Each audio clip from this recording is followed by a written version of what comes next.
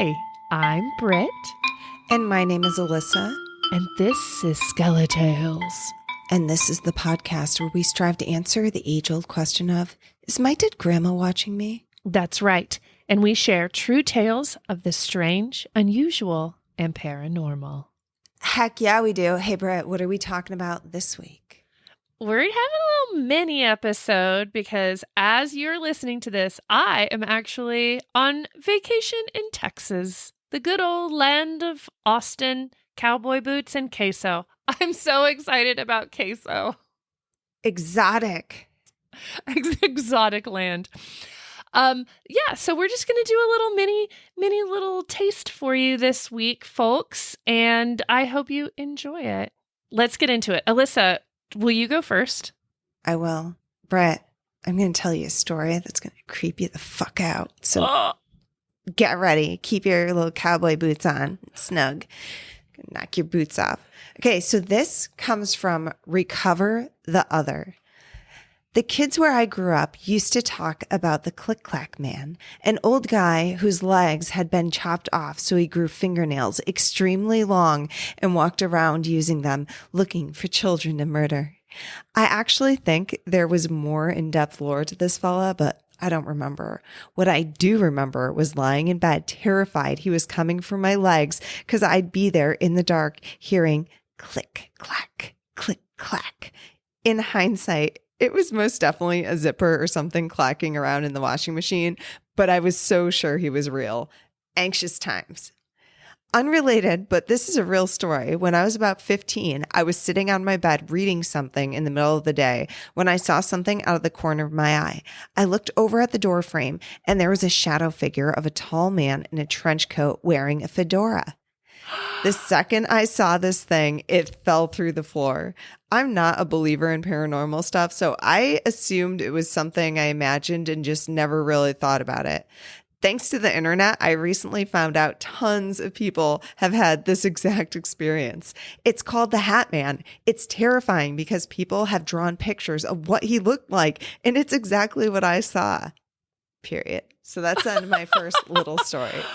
It just had the Hat Man bonus, but what I want to bring your attention back to Okay. is the clickety clack. Oh my God. Have you ever heard this urban legend, this lore? No, but I don't know if I've told you my clickety clack story when I was a teenager. Was this when you were sleeping in the couch and you think the door came open and... Yes, and there was clickety clack, and it was like breathing next to my head. It was really terrifying. It was probably a animal, but now that I know that there's a clickety clack man, I don't know. I always assumed in that story you told it was some sort of coyote or wolf or dog, but this is, I hope for your sake that's what it was, because this is way more terrifying.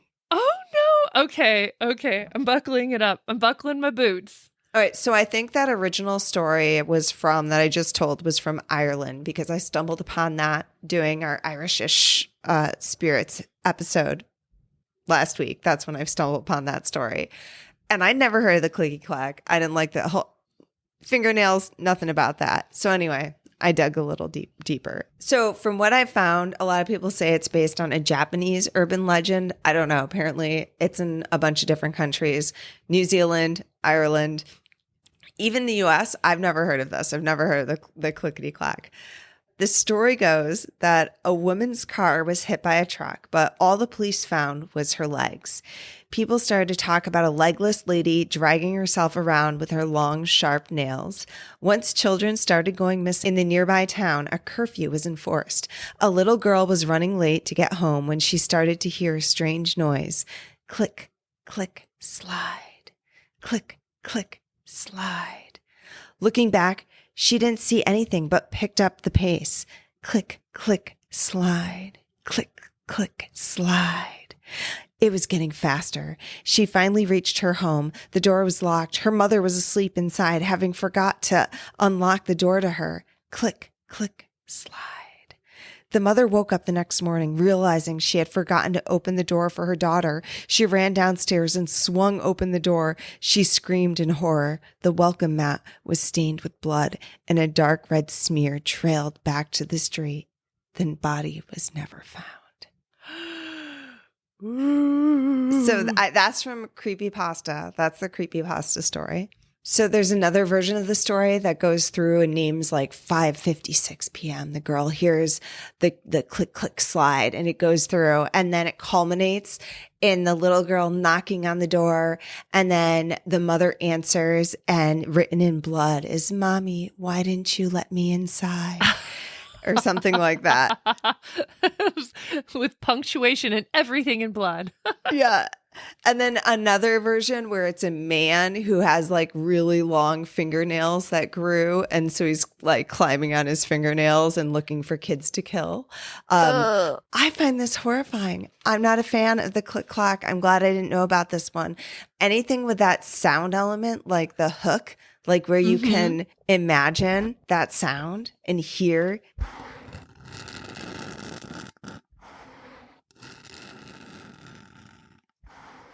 That sound. Oh, so that's the story of the click, click, click, clack, click, click urban legend. Clickety, clickety, clack, man. Clickety, clack, clack. I don't know. We haven't done. Yeah. I love that one. Are you ready for my story? I am absolutely ready for it. Bring it. This story comes from Amanda. This happened to me years ago, way back when I was 19.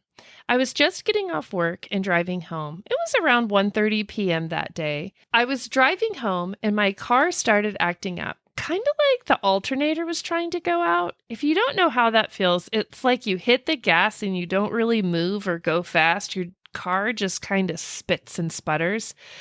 My inside lights were flickering and my radio was just staticky and low humming.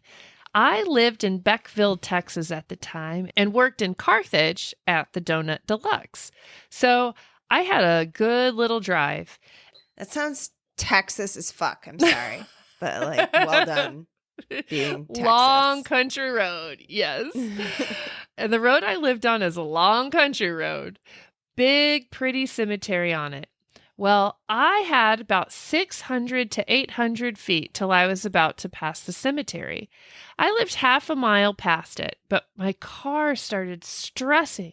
And then I started stressing because breaking down was not what I needed in this moment in my life. So I pulled off the road as much as you can on a country road, and I just sit there trying to see what was up with my car. I was pretty much in tears. And mind you, this was all before we had cell phones. Then I got an odd feeling, just an urge to look in my rearview mirror. And I don't understand why. My heart was racing and I was already scared. And I just didn't know why. But I looked in my rear view and y'all, I kid you not, there I was sitting in the back seat, staring back at me in the mirror. But it's like it wasn't me. Oh, I hope I'm making sense. It was pure evil hate staring at me. The grin my face was wearing, the eyes. Oh, and my face looked like it had been chewed up and spat out. Like, what happened? I kind of did a heavy, like, inside scream sigh thing and shut my eyes. But when I opened, the thing was gone. And get this, my car worked wonders afterwards. But sad to say, 3 years after that happened, I was in a horrible car accident and was injured very badly. I've tried all these years to forget it and just don't understand what it was that happened. I mean, it happened right near the cemetery. I mean, doppelganger. Is it a weird premonition because she was in a car accident? Who knows? I don't know. Anything with mirrors, I'm out, man. I am out. Myself in the mirror, I wouldn't trust that shit. I mean, that's evil. Anytime I look in the mirror. Well, and then they say when you see your doppelganger too, that's a sign that like you're going to die. So maybe she saw her doppelganger and then what happened? She didn't die, but she was in this horrible car accident. Bad omen for sure. Bad omen. I don't like it. Definitely something evil, possibly a bad spirit, fucking with her, causing some mischief. Not a fan. Well, I hope everybody sleeps great tonight with the horror of Clickety Clack Man or woman and drives home safe tonight. Don't look in that rearview mirror. Man, this was a creepy little one. We're like, hey, let's just record a quick one and scare the shit out of everyone. I know. I think I literally said a quick, sweet one. No, not sweet. No, not sweet at all. It's the opposite. I don't know. Yeah, sweet dreams. Don't let the clickety clack mans get you tonight. Oh, I love it. If you have a story to share, you can always email it to our hotbox. I want to hear more urban legends because I thought I'd heard them all. Never have I heard about the Click Clack. More urban legends. I love this shit. Yes, send them in. To the hotbox at skeletalspodcast@gmail.com. You can also call them into the hotline. 302-689-DEAD, 302-689-3323. You can head over to our social media, Skeletals Podcast, Facebook, Instagram, TikTok, that other one, YouTube. Yep, all of it. Find us. If not, make us a page. Invite us. Start posting our shit there. Go over to the Etsy shop. We've got a cool merch shop. We got some interesting stuff. T-shirts, stickers, haunted dolls, you name it, we got it. Let us know if we don't have something in the merch shop that you would like to see because we're all ears. Sure, why not? We're open-minded gals. Yeah. There's a suggestion box is there if you have any. You know, we're willing to hear them. Is there anything else? Yes. Suggestion for you. Haunt y'all later. Thank you. I will consider that. Good night. Good night.